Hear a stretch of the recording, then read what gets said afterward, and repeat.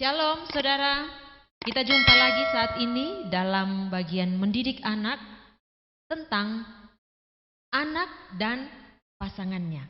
Bagaimana orang tua memberikan wawasan kepada anaknya cara-cara untuk memilih pasangan. Kita orang tua pasti banyak menginginkan mereka mempunyai pasangan yang baik. Karena itu sebelum kita lanjut, kita akan berdoa dulu ya. Bapa di sorga, dalam nama Tuhan Yesus, kami datang kepadamu menyerahkan waktu perbincangan kami tentang anak dan pasangannya. Kiranya Roh Kudus menolong kami, memimpin kami sehingga acara ini dapat berguna, menjadi berkat bagi kami semua. Di dalam nama Tuhan Yesus kami sudah berdoa. Amin. Baik saudara, sebagaimana saya katakan tadi, sebagai orang tua, kita pasti menginginkan anak kita mempunyai pasangan yang baik. Pasangannya kelak juga bisa memperhatikan kita sebagai orang tuanya. Tetapi apakah cukup seperti itu? Ganteng, cantik, punya uang, mapan? Nah, karena itu saudara malah bincang-bincang dengan Pak Sahat tentang bagaimana anak dan pasangannya itu sangat penting sebagai orang tua untuk memberikan wawasan. Menurut Pak Sahat, apa-apa kira-kira yang perlu disampaikan kepada anak ya sebagai orang tua? Silahkan. Ya, kalau dalam Alkitab banyak sekali contoh-contoh sebenarnya bagaimana proses pernikahan, pertemuan antara laki-laki dan perempuan. Kalau kita melihat di dalam kitab Kejadian pasal 28, sebenarnya di situ Abraham memerintahkan kepada pembantunya untuk Eliezer untuk mencari istri bagi Ishak. Karena apa? Karena Abraham tahu betul bagaimana orang-orang di sekitar tempat tinggal mereka, atau disebut orang-orang Kanaan pada saat itu. Sehingga Abraham menyuruh Eliezer untuk pergi ke rumah saudaranya Laban. Kalau kita lihat di dalam Perjanjian Baru, di dalam 2 Korintus pasal 6, ayat yang ke-14, di situ Rasul Paulus menegaskan, janganlah kamu merupakan pasangan yang tidak seimbang dengan orang-orang yang tak percaya. Sebab persamaan apakah terdapat antara kebenaran dan kedurhakaan? Atau bagaimanakah terang dapat bersatu dengan gelap? Jadi itulah yang dilakukan oleh Abraham.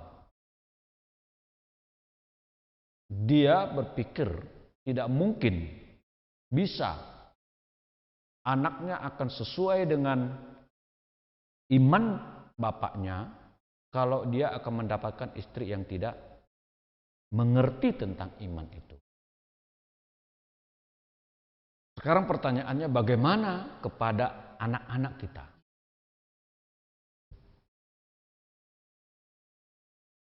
Kalau yang baik itu adalah orang tua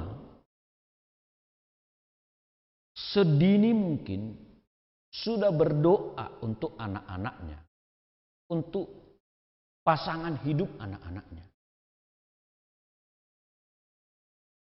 Ketika dia mulai kecil, didoakan supaya Tuhan menuntun orang itu, anak itu bertemu dengan orang yang tepat, orang yang pas. Tadi dikatakan anak itu harus didoakan sejak kecil ya tentang jodohnya. Tapi banyak juga orang tua merasa lucu. Kenapa kok harus didoakan sejak kecil? Nantilah kalau mereka sudah dewasa, ketika mereka sudah bertemu dengan pacarnya, misalnya dibawa ke orang tua, baru didoakan apakah benar itu jodohnya atau bukan. Apa kira-kira hal yang sangat mendasar sehingga sejak kecil anak itu harus sudah didoakan tentang jodoh? Ya, karena itu penting sekali. Kita tidak tahu perjalanan anak ini ke depan. Kapan dia ketemu dengan lawan jenisnya. Bisa jadi di lingkungan permainan, bisa jadi di sekolah, bisa jadi di mana saja. Karena itu kita sungguh-sungguh menyerahkan kepada Tuhan supaya Tuhan memimpin dari awal. Dan niatan hati kita meminta kepada Tuhan supaya Tuhanlah yang membawa mereka untuk bertemu dengan pasangannya kelak. Karena seperti kenapa banyak orang ketika kita bilang doakan jodoh anak dari, kenapa? Kalau kita melihat sebenarnya dalam Pengkhotbah pasal 10 ayat 11, jika ular memagut sebelum mantra diucapkan, maka tukang mantra tidak akan berhasil. Artinya apa? Kadang-kadang kita lihat orang sudah bertemu baru didoakan. Kalau yang benar kan berdoa dulu seperti Abraham, didoakan supaya bertemu yang pas. Karena kalau tidak, ini sangat bahaya.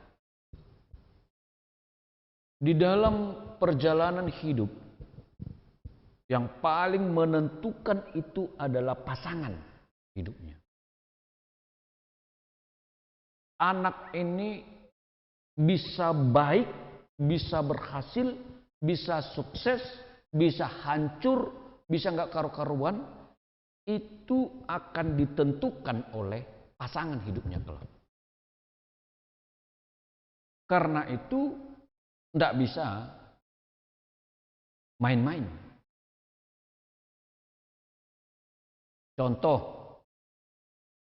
di dalam survei pemerintah Bogor pada tahun 2020 menyatakan bahwa 93% laki-laki dan perempuan sudah tidak perawan, SMP, SMA, dan mahasiswa. Sementara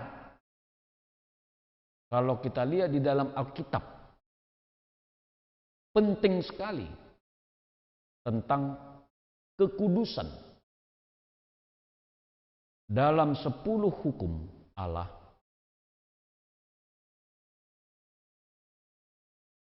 empat berbicara tentang Allah. Jangan ada padamu Allah lain, kuduskanlah hari Sabat, jangan menyebut nama Tuhan Allahmu, dan lain. Baru hukum kelima kepada orang tua. Kemudian hukum 6 sampai 10 adalah hukum sesama. Dan di situ dicantumkan satu hukum, yaitu jangan berzina. Artinya bagi Allah perzinahan itu sangat dibenci. Allah marah sekali tentang perzinahan. Ya, marah. Karena itu pergaulan yang tidak baiklah yang sering menyebabkan terjadinya perzinahan-perzinahan. Berpacaran yang tidak sehat. Ketemu dengan orang yang tidak pas. Ya. Apalagi kalau anak kita itu mempunyai kelebihan yang mungkin dari sisi fisik ganteng, dari sisi intelektual oke, dari sisi keterampilan oke, dari sisi kebaikan oke. dari sisi kepatuhan oke. Semua dia oke. Tentu itu akan menjadi idaman semua wanita. Mengejar-ngejar ya. Banyak yang mengejar. Idaman ibu-ibu supaya anak itu menjadi menantu. Menjadi hela, orang Batak bilang. Dan kadang-kadang kalau wanita mengejar anak yang model begini, apa saja dia mau lakukan. Karena kecenderungan orang akan selalu menginginkan yang baik. Kita tidak tahu proses perjalanan mereka, pertemuan mereka, dan kehidupan aktivitas mereka sehari-hari. Mana mungkin bisa kita awasi 24 jam. Karena itulah kita persiapkan mereka, didoakan mereka, dinasehati mereka, disampaikan firman Tuhan kepada mereka. Supaya tidak ketemu dengan orang-orang model-model yang bisa membawa mereka ke dalam perzinahan itu. Karena itu sangat dibenci oleh Allah. Yusuf misalnya, seorang yang sangat luar biasa dalam sisi kebaikan, anak kesayangan orang tua, pinter, bergaul dengan Allah, tampan. Ya tentulah istri daripada Potifar tergoda. Tetapi karena dia punya iman, dia punya konsep tentang Allah yang benar, dia punya kedekatan kepada Allah, dia punya kedekatan dengan ayahnya, bahwa dia tahu bahwa ayahnya seorang yang beriman, sehingga dia tidak mudah tergoda untuk hal-hal seperti itu. Memang kalau kita bicara tentang pertemuan antara anak laki-laki dengan wanita dalam berpacaran, banyak anak-anak muda sekarang mengatakan kolot, tidak modern. Tapi kalau saya mengatakan hal ini sangat penting. Banyak orang bangga kalau misalnya anaknya sudah segera dapat pacar yang baik, pacar yang macam-macam begini. Banyak orang begitu. Yang benar adalah biarkan Tuhan mengatur, biarkan Tuhan memimpin, dan kita terus berusaha mengawasi, ya, mengawasi. Mencari jodoh itu tidak gampang, tidak mudah. Memberikan pengertian kepada anak supaya anak betul-betul menjaga kekudusan hidupnya, betul-betul mengerti bahwa godaan ya itu sangat banyak. Yang paling sering adalah kalau anak perempuan yang bisa dikatakan dari sisi fisik katakanlah cantik menurut banyak orang. Kemudian perilakunya baik. Itu tentu laki-laki akan banyak mengejar. Dan kadang-kadang akhirnya membawa kepada kerusakan. Karena apa? Karena bagi wanita bangga dia dikejar. Bangga dia menjadi orang yang selalu dinomorsatukan. Tetapi itu justru bisa membawa kepada celaka. Celaka. Maka tidak salah perzinahan itu sangat-sangat sering terjadi. Ya. Yang menyebabkan anak-anak muda itu sering terjadi hubungan seksual bebas itu. Kenapa? Karena terlalu bebas.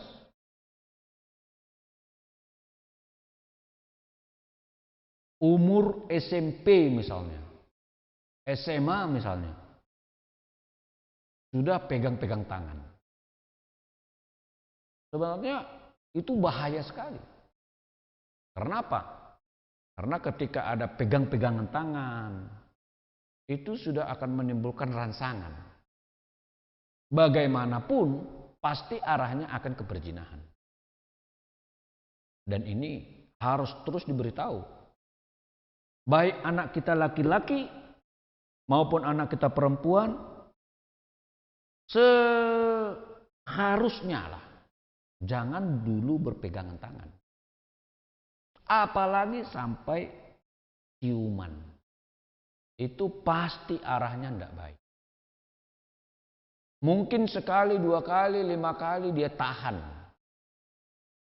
untuk tidak melakukan perzinahan itu. Tapi kalau terus, pasti suatu saat akan jebol juga.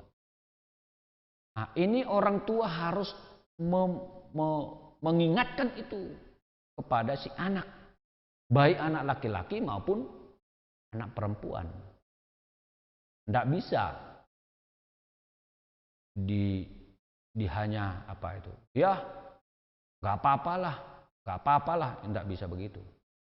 Harus sungguh-sungguh diingatkan betapa bahayanya dosa perzinahan itu. Sekarang penduduk wanita lebih banyak daripada laki-laki. Saya percaya tiap insan itu, kalau orang itu sudah mengasihi Tuhan, akan dituntun oleh Tuhan bertemu dengan pasangannya. Karena sejak awal manusia diciptakan, ketika Adam itu dilihat oleh Allah sendiri, maka Tuhan menciptakan Hawa supaya ada temannya menolong Adam, dan Adam itu tidak sendirian. Saya percaya bahwa laki-laki yang mengasihi Tuhan, anak laki-laki yang percaya kepada Tuhan, dia akan diantarkan, akan diberi oleh Allah pasangan yang sepadan dengan dia. Pertanyaannya adalah, apakah dia sabar menantikan yang sesuai dengan yang Tuhan mau, yang sesuai dengan yang Tuhan inginkan, supaya hidupnya itu menjadi maksimal. Itu dia. Biasanya kan seperti tadi Pastor sudah sampaikan, harus sabar. Sabar menanti yang Tuhan berikan. Nah, kadang kita itu sebagai orang tua ataupun juga anak, ketika kita ngomong-ngomong, mereka tidak mengerti apakah ini yang diberikan Tuhan atau bukan. Nah, bagaimana tanda-tanda kira-kira kalau itu yang sudah diberikan oleh Tuhan? Itu memang tidak gampang untuk kita tahu persisnya itu dari Tuhan. Tetapi saya percaya orang tua yang tulus mendoakan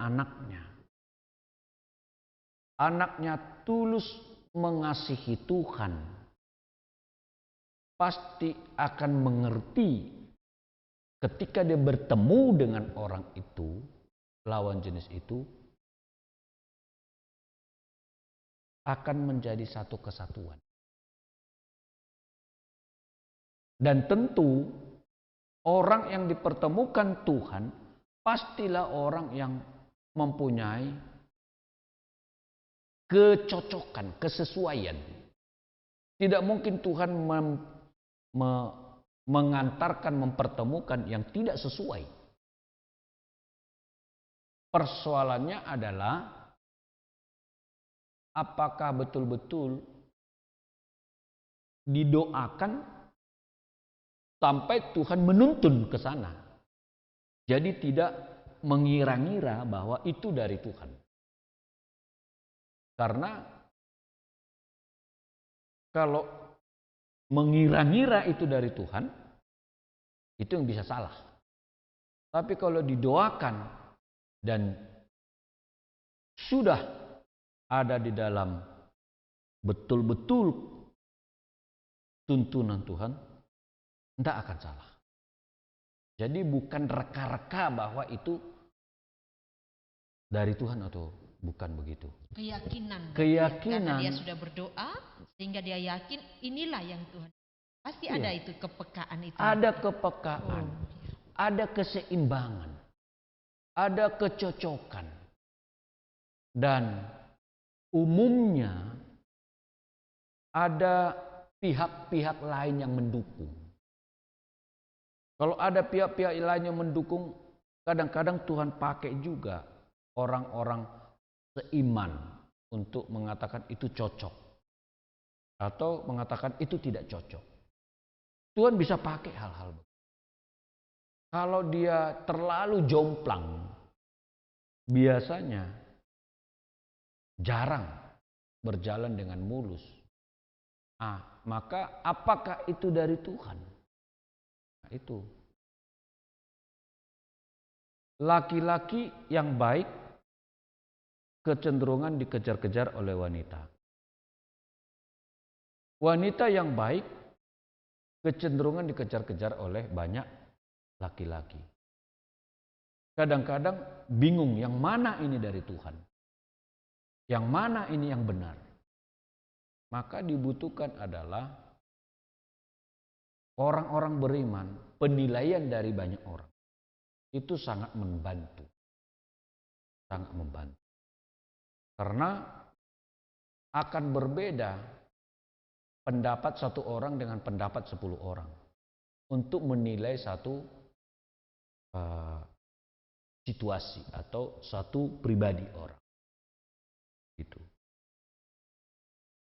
Kemudian dalam hal mencari jodoh, sebenarnya